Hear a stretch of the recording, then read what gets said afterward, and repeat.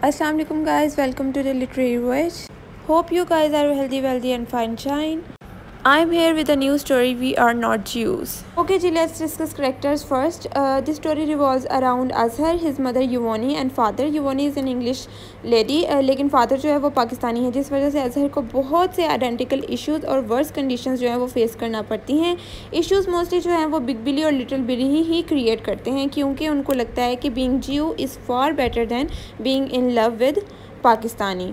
So this can be a title significance. So now let's move towards the summary. Okay जी, ये एक बस का सीन है जहाँ अजहर और उसकी मदर जो हैं वो बैठे हुए हैं और बिग बिली और लिटिल बिली आते हैं और वो बिल्कुल ऐसी जगह पे बैठते हैं जहाँ पे वो क्लियरली अजहर की मदर और अजहर को देख सकें.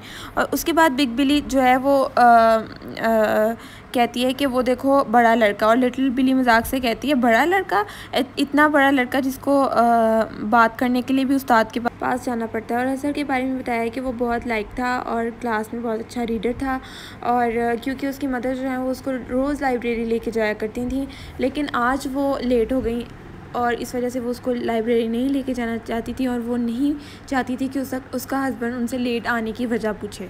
और वो क्यों नहीं ये चाहती थी कि उनका हस्बैंड उनके वापस लेट आने की वजह पूछे, इसका आपको एंड पे पता चलेगा. Okay, let's move forward. Azhar की मदर ने बिग बिली की शिकायत स्कूल के हेडमास्टर को भी लगाई, लेकिन उसका कोई फ़ायदा ना हो सका. और उसके बाद बिग बिली का हुलिया जो है वो बताते हैं कि बिग बिली जो है वो उनके घर के पास रहता था, अजहर के घर के पास. वो ड्रेप कोट पहनता था, उसके बाल कर्ली थे, नेल्स ब्लैक थे, माथे पर दाग था, और भी बहुत सी चीज़ें जो है इसके बारे में बताई हैं. लेकिन उसके बाद स्टोरी जो है यहाँ से कंटिन्यू होती है कि जो अजहर की माँ है उसने मायूस पाया अपने बेटे को. हर दिन बेटे को उदास देखकर वजह जानना चाहिए, मगर वो बताने से घबराता था.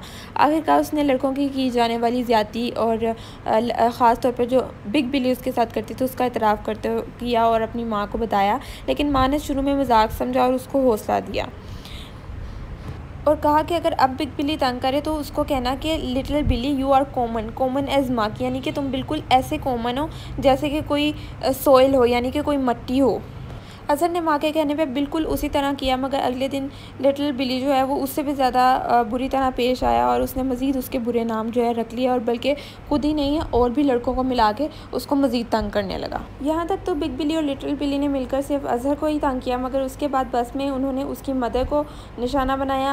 अजहर ने पहली कभी माँ को इतना बेबस नहीं पाया, लेकिन जब बिलीज़ ने उसका नाम लेकर उसको पुकारा तो वो युवोनी मतलब नाम था ना, तो वो बहुत परेशान हुई और सिर्फ उसके नाम लेके उसको बुरा भला ही नहीं कहा, बल्कि उसकी रवायात यानी कि जो पाकिस्तानी लोगों की रवायात है, यानी कि वो लोग जो भी करते हैं उन सबको बुरा कहा. लेकिन उसकी माँ जो है वो सिर्फ इतना ही कह सकी कि we are not Jews.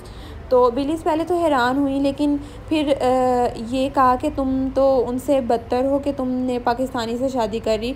You know yet you only you as but worse going with the Paki. लेकिन फिर अजहर इस सब सिनेरियो को ना समझ सका, और अजहर ने अपने बाप को अक्सर यहाँ के लोगों की बुराइयाँ करते हुए सुना और पाकिस्तान जाने की बात करता था. लेकिन मदर जो है वो इंग्लिश थी और वो ऐसा नहीं चाहती थी कि हम पाकिस्तान जाएँ.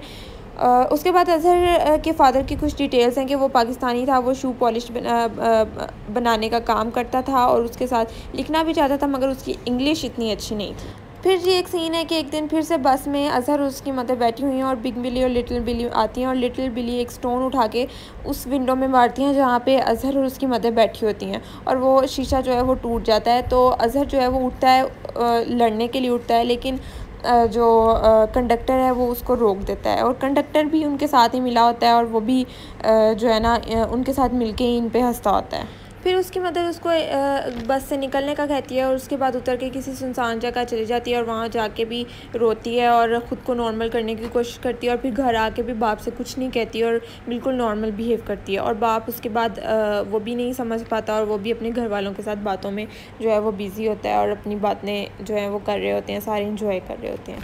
तो स्टोरी यहाँ पे तो एंड हो जाती है, लेकिन इस स्टोरी का क्या मीनिंग क्या है इस स्टोरी के. अजहर की मदर ऐसा क्यों करना चाहती थी, वो अपने हस्बैंड को क्यों नहीं बताना चाहती थी? क्योंकि क्योंकि उसका हस्बैंड जो है वो पाकिस्तानी था, मदर इंग्लिश थी, और हस्बैंड जो है वो ये सब सुन के कहता कि हमने पाकिस्तान जाना है, लेकिन जो मदर है वो ऐसा नहीं करना चाहती थी। इसलिए वो कभी भी अपना जो भी इस तरह के इश्यूज़ होते हैं वो कभी भी अपने हस्बैंड को नहीं बताती। लेकिन उसने एक बात बिल्कुल भी नहीं सोची कि इससे बच्चे का पे क्या असर है। बच्चा जो है वो अज़हर, यानी कि वो अज़हर जो है वो नरेटर है, और उसने ये सारी स्टोरी अपनी डिप्रेस स्टेट जो है वो सारा कुछ उसने बताया है। तो ये स्टोरी बेसिकली इमिग्रेशन के आफ्टर इफ़ेक्ट्स, रेसिज्म और डिस्क्रिमिनेशन के बारे में है।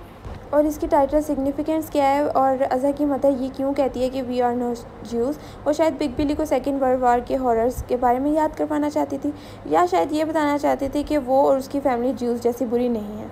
लेकिन ये सब बिली के लिए मैटर नहीं करता था, क्योंकि वो जो पाकिस्तानी हैं उन लोगों को, यानी कि ब्राउन पीपल जो हैं या शायद ब्लैक पीपल, उनको भी वो यहूदियों से भी ज़्यादा बुरा कंसीडर करती थी। तो ये सारी स्टोरी थी, और that's all. Thank you so much for watching, and if you guys like it, don't forget to subscribe and like this video. Thank you so much.